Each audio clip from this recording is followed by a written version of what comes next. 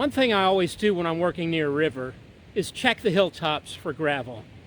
And here we are, just really maybe 50 yards from the spillway of Totier Creek Reservoir, but we're up on the hill overlooking the spillway itself. And sure enough, here in the parking lot is all this nice rounded river gravel. And this tells us that at one time, a large river, probably the James River, or the precursor to the James River, was here. And this was the bottom of the river, and now it's on top of a hill. How does that happen? Here I am looking down on the spillway. Probably, I'd say we're a good 60 feet up above the water level, and we're on this sort of brownish river gravel here. But if we look across the way and up a little bit, look over my shoulder here, look at that red spot over there. That's about 20 feet higher than we are, completely different color.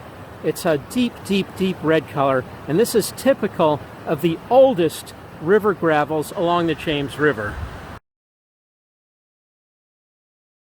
So what we're seeing here, just at this one spot, is two layers, two different ages of James River, what we call terrace gravels. These at one time were the bottom of the James River, and now they cap the hilltops in this area. Over my shoulder there, across the way, a higher, redder gravel, and then right here in the parking lot, this much browner, but also beautifully rounded river gravel. So once again, at this one spot, we're seeing something that demonstrates a recurring theme we see in the geology of Central Virginia. When we're near a major river, if you look on the hilltops, you will often find the highest hilltops are capped by this deep reddish orange sand and gravel, and then the lower hilltops are capped by younger, more tan or brownish gravels. We see this all up and down the James River, all the way from Lynchburg to Richmond. And here's a close-up of some of that younger gravel. You can see it's very, very rounded, mostly made out of quartz pebbles.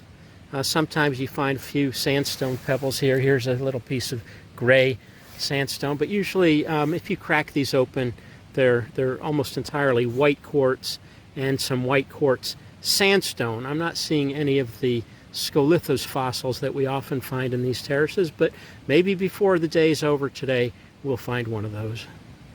And you'll notice this gravel has a little bit of a reddish tint to the background. I've got to say that with my eye, it doesn't look as red as it does on the phone here. I think the phone is actually adjusting the colors, but this is the younger, somewhat lower in elevation, and browner rather than redder gravel deposit.